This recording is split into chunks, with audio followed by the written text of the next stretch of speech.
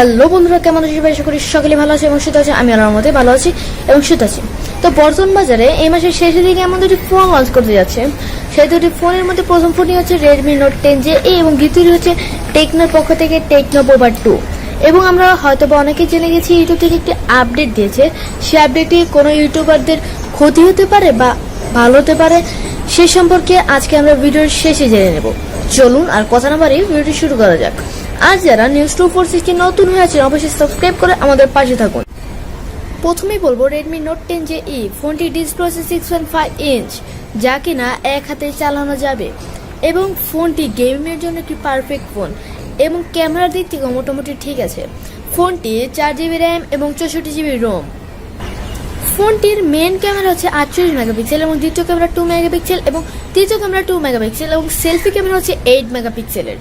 ফোনটি silver, blue, green and black এই 4টি কালারে রয়েছে। আমরা যদি ফোনটির ক্যামেরার দিকে লক্ষ্য করি, ক্যামেরা মোটামুটি ভালো। আর মোবাইলটি মূলত গেমের উদ্দেশ্যে তৈরি করা হয়েছে। গেম এখানে সব ধরনের গেম সাপোর্ট করবে, ফ্রি ফায়ার, পাবজিও সাপোর্ট করবে। ফোনটি সবসময় মতো 3.5mm জ্যাক এবং 5000 mAh ব্যাটারি, যা কিনা একটি ফোনের জন্য মোটামুটি ঠিক আছে আমার মতে। ফোনটি 4GB র্যাম এবং গেমের জন্য মোটামুটি ঠিক আছে। 4GB র্যাম যে কোনো গেম সাপোর্ট করবে অনায়াসে, এতে এত বেশি সমস্যা নেই। এছাড়া ফোন হচ্ছে 14 ওয়াটের একটি চার্জার এবং ফোনের বক্সের সাথে আপনারা পাচ্ছেন একটি ব্যাক কভার, চার্জার এবং হেডফোন এবং মূল ফোনটি রেডমি নোট 10 ফোনটি কবে লঞ্চ করবে বা কত টাকা তা এখনো জানা যায়নি, হয়তো বা এ মাসের শেষ দিকে লঞ্চ করবে। ফোনটি লঞ্চ করলেই যে এত দ্রুত আমাদের হাতে এসে পড়বে তা নয়। ফোনটি লঞ্চ করতে 4-5 দিন পরে বাজারে আসবে, এরপর আপনারা চাইলে কিনতে পারবেন ফোনটি গেমের উদ্দেশ্যে। ফোনটির কত প্রাইস তা এখনো জানা যায়নি, হতে পারে ফোনটি 16-17 হাজার টাকা, এর উপরে আমার মনে হয় হবে না। এখন চলে যাওয়া যাক আমাদের দ্বিতীয় ফোনের দিকে। দ্বিতীয় ফোনটি হচ্ছে টেকনো পোভা 2, যে ফোনটির ডিসপ্লে 6.9 ইঞ্চ, যা কিনা এক হাতে চালানো যাবে। ফোনটি 7000 mAh ব্যাটারি এবং 6GB র্যাম 65GB রোম, যা কিনা রেডমি নোট 10 ফোনটির 64GB রোম এবং পোভা ফোনটিতেও 64GB রোম। তবে রেডমি নোট 10 ফোনটির র্যাম হচ্ছে 4GB আর পোভা ফোনটির র্যাম হচ্ছে 6GB। এই র্যামেই একটু পার্থক্য রয়েছে পোভা ফোনটিতে। তো ফোনটি গেমের জন্য পারফেক্ট। তো আজকে আমরা আলোচনা করছি গেম পারফেক্ট ফোনগুলো। তো এই দুটি ফোনে গেমের জন্য পারফেক্ট এবং ক্যামেরার জন্য মোটামুটি ঠিক আছে। ক্যামেরার দিক থেকে মোটামুটি ঠিক আছে এই দুটি ফোন। 48 মেগাপিক্সেলের একটি ক্যামেরা এবং macro camera 2 megapixel, depth camera 2 megapixel এবং সেকেন্ড ডেপথ ক্যামেরাও 2 মেগাপিক্সেল এবং সেলফি ক্যামেরা হচ্ছে 18 মেগাপিক্সেলের। তো বলা যায় ফোনটির ক্যামেরা মোটামুটি ঠিক আছে।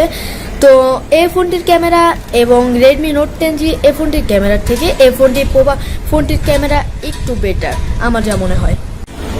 ফোনটি লঞ্চ করেছে জুনের 3 তারিখে, যা কিনা অনেক আগে লঞ্চ করে ফেলেছে, 1 মাস আগে।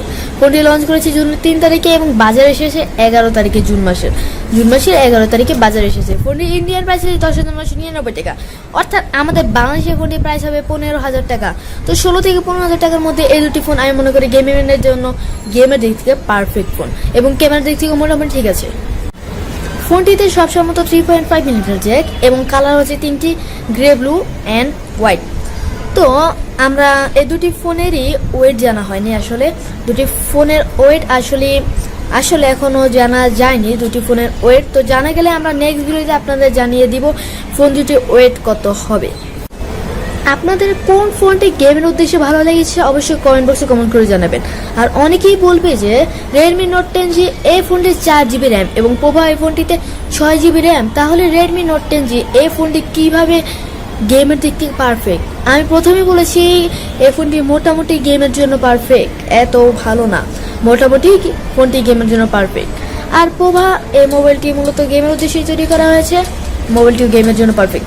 আমি বলবো দুইটি ফোনই গেমের জন্য পারফেক্ট, আপনারা চাইলে এই দুটি ফোন কিনতে পারেন। তো অনেকে বলবে পোভা ফোনটি প্রাইস হালকা বেশি, 1000 টাকা, আর রেডমি নোট 10 ফোনটির প্রাইস হালকা একটু বেশি, এতে এত সমস্যা নেই, এটা তো হতেই পারে। 1000 টাকা কম বেশি আর হবে কি হবে, আপনারা হয়তো দামাদামি করে 1000 কম করতেই পারবেন, ওটাতে তো ফেক না, এত বেশি মানে সমস্যা হবে না আমি যা মনে করি। এখন চলে যাওয়া যাক আমাদের ইউটিউব আপডেটটা কি। ইউটিউব আপডেটটা হচ্ছে যাদের উপকার না হোক বা হোক, এটা বেশি উপকার হবে স্টুডেন্টদের জন্য, কারণ তাদের সামর্থ্য হয় না যে একটি লাইভ সেট আপ নিয়ে একটি কোয়ালিটিফুল ভিডিও তৈরি করা। তো ইউটিউব নতুন আপডেট হচ্ছে যারা শর্ট ভিডিও তৈরি করবেন তাদের জন্য।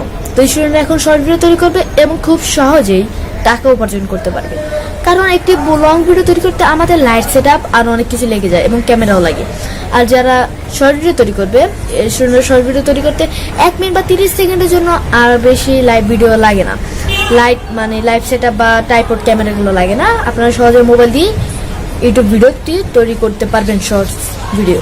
তো ইউটিউবের নতুন আপডেট হচ্ছে যারা শর্ট ভিডিও তৈরি করবেন তারা খুব সহজেই টাকা উপার্জন করতে পারবেন।